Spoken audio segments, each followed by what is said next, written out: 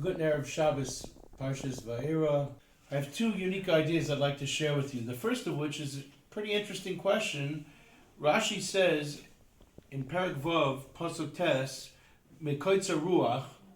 Rashi asks an interesting question. He says, why is it that Moshe Rabbeinu felt that it was important to ask HaKadosh Baruch Hu, what shall I tell you? What shall I tell Klal Yisrael that they should call you? If they'll ask me what your name is, what shall I tell them? After all, Avram, Yitzchak, and Yaakov never asked HaKadosh Baruch Hu what your name is.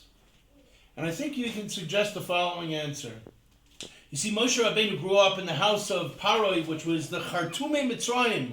All the Kishuf Machers, all the magicians of Mitzrayim were present in Paro's house day in and day out. And Moshe had seen every trick in the book.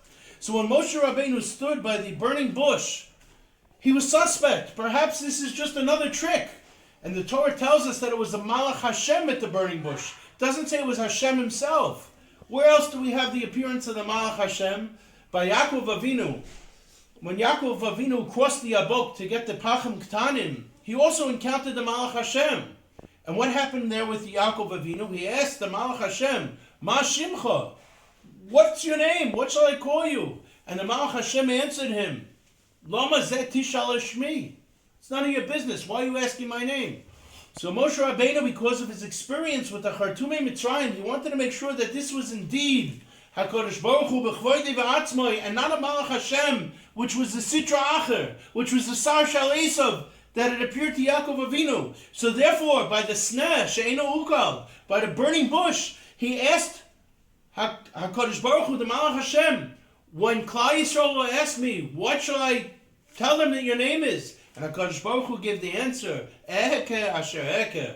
And therefore Moshe Rabbeinu knew that this was indeed the Rabbeinu Shalom. The second idea I'd like to share with you, the pasuk says, Vayedaber Hashem Moshe Lemor. Vayedaber Moshe Lefnei Hashem Lemor. Hey Bnei Yisrael lo shamu elai ve'ech yishmereni paroi v'ani aral svasayim. So first the pasuk says, Hey Bnei Yisrael lo shamu elai. The Klal Yisrael will not listen to me because of my speech impediment. Ve'ech yishmereni paroi. And how will Paroi listen to me? And only at the end, the pasuk says, "V'ani aral svasayim." If you think about it, the question would be much more prudent to ask. First, Moshe Rabbeinu should say, "Ani aral svasayim," and then Klal Yisrael won't listen to me, and Kal v'chomer Paroi won't listen to me. Why is "V'ani aral svasayim" left to the end? And I think from here we can learn a tremendous lesson about a manhig. You see, a manhig, a leader, whether it's a leader of a family, a leader of a community, a leader of Klal Yisrael, Moshe Rabbeinu teaches us an imperative lesson. A manig always has to put himself last.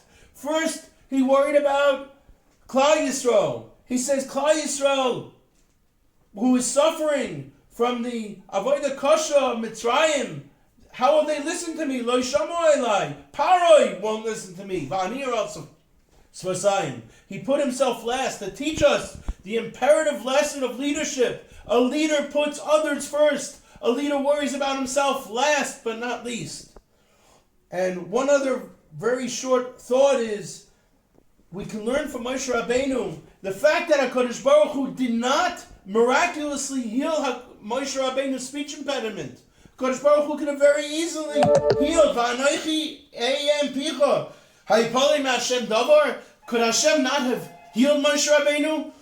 Hashem B'dafka did not heal Moshe Rabbeinu. To teach us that we, each and every one of us, should not say that, it was because Moshe Rabbeinu was not yoinek, he did not nurse from the mitzvahs, and it was because he only ate the chalav Yisrael of his mother, Yocheved. Therefore, Moshe Rabbeinu grew to be such a leader? No, that's not the Torah way. The Torah way is for each and every one of us to know that in spite of the challenges, in spite of the adversity, in spite of the speech impediment, even though Moshe Rabbeinu only ate from the chalav of his mother, a Yisraelis, nevertheless, he was not healed with his speech impediment to teach us that we also have impediments. Rabbi Shalom poses us with challenges and adversity, but those challenges and that adversity are opportunities for growth. May it be the will of the Rebbeinu Shalom that we too grow to become leaders, to become inspirers for our families, for our children, for our communities. And we will be zoicha through our leadership and our efforts to bring simcha gedola to the Rabbeinu Shalom and see the Shechina, have Hashras HaShechina on us, on Klal Yisrael, and bring the Gula Krova b'mehera b'yameinu.